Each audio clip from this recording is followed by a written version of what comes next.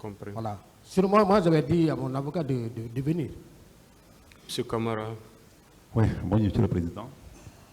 Alors, comme il l'a dit mon confrère le colonel Blaise, effectivement, depuis avant-hier, nous sommes là-dessus, discuter avec les avocats, mais on ne sait pas précisément quel est le point nodal qui fait que ces avocats se sont absentés.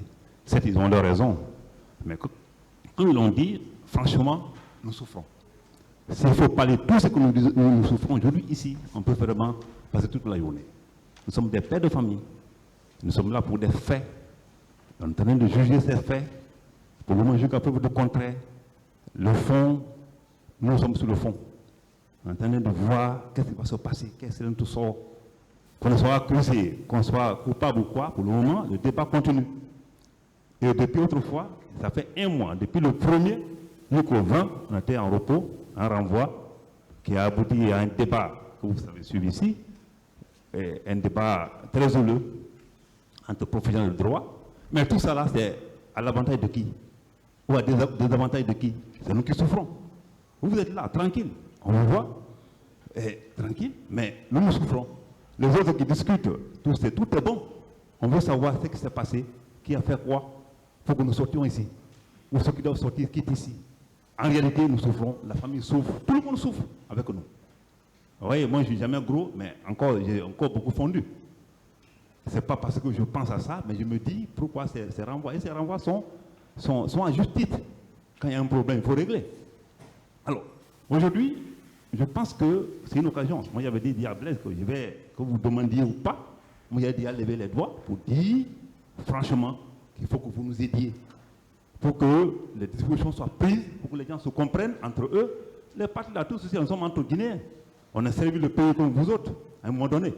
Et on continue à penser et servir ce pays, que ce soit maintenant dans notre fonction ou pas. Mais le temps mis déjà nous a traîné dans beaucoup de choses. Lui et moi, nous sommes déjà à la retraite anticipée pour des faits qu'on n'a pas commis. Tout ça là dépend de quoi? On était dans une maison que vous connaissez, le procureur sait. Un jour, il y a un fêlé qui est venu nous déranger, tirer sur notre porte, nous faire sortir.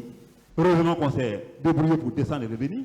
Tout ça là, pour que, à suffisance, que nous souffrons. Et nos familles souffrent comme ça au même moment que nous. Nos communautés souffrent, la Guinée même souffre, parce que la Guinée veut voir tout ça là, la fin, pour que nous puissions aller enfin à la réconciliation, pour que nous puissions aller enfin au développement de ce pays. On ne va pas passer tout notre temps derrière les barreaux.